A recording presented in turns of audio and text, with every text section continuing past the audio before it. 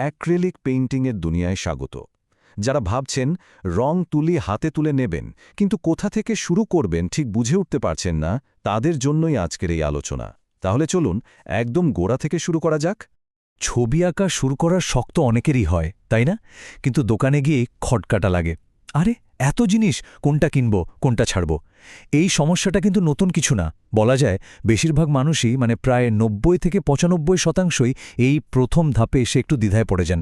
তবে একদম চিন্তা করার কিছু নেই, এই ব্যাপারটাই আজকে একদম সহজ করে ফেলা হবে।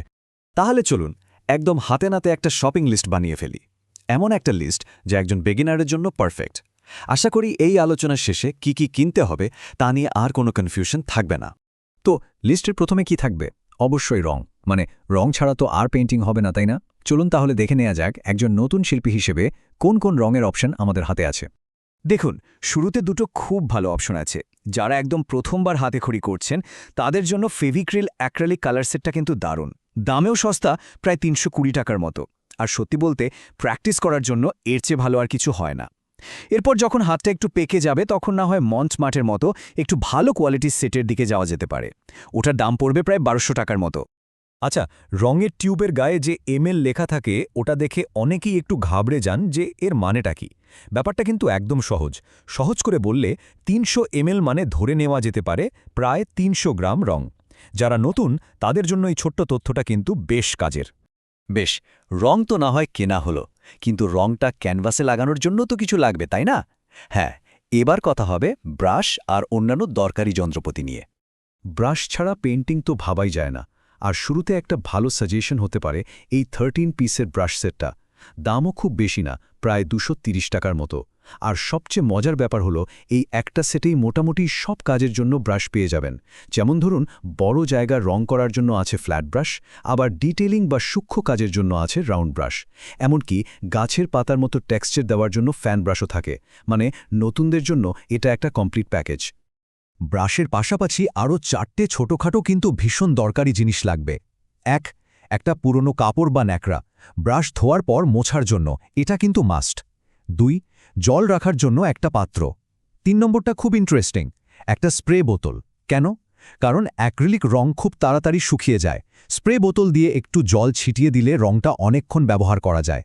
আর শেষে 4 নম্বরে অবশ্যই একটা প্যালেট লাগবে, যেখানে রং ঢেলে মিক্স করা হবে। এখানে একটা প্রো টিপস দেওয়া যাক। প্যালেট কিন্তু না কিনলেও চলে। কিভাবে?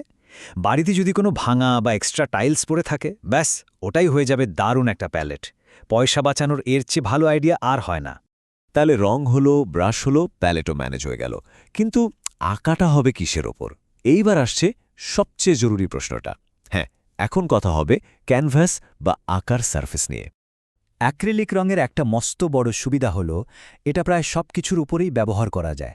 কাগজ, ক্যানভাস বোর্ড, এমনকি কাঁচ বা প্লাস্টিকের উপরেও আঁকা যায়। তবে হ্যাঁ, একটা জিনিস মাথায় রাখা দরকার।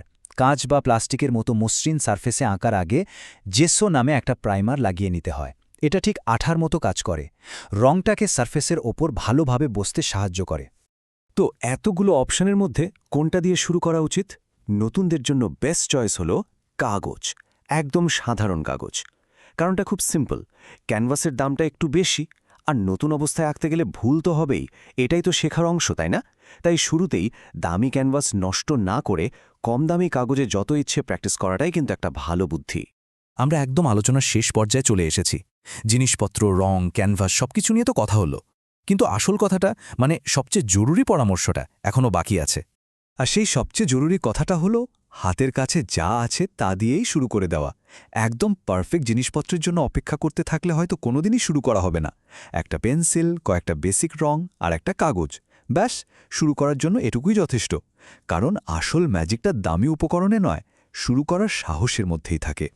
এখন তো প্রয়োজনীয় সবকিছুই জানা হয়ে গেল। তাহলে আর দেরি কিসের? এই তথ্যগুলো কাজে লাগিয়ে শৈল্পিক যাত্রাটা শুরু করে দেওয়ার পালা। এখন শুধু ভাবার বিষয় একটাই, প্রথম ক্যানভাসে কোন ছবিটা ফুটে উঠবে।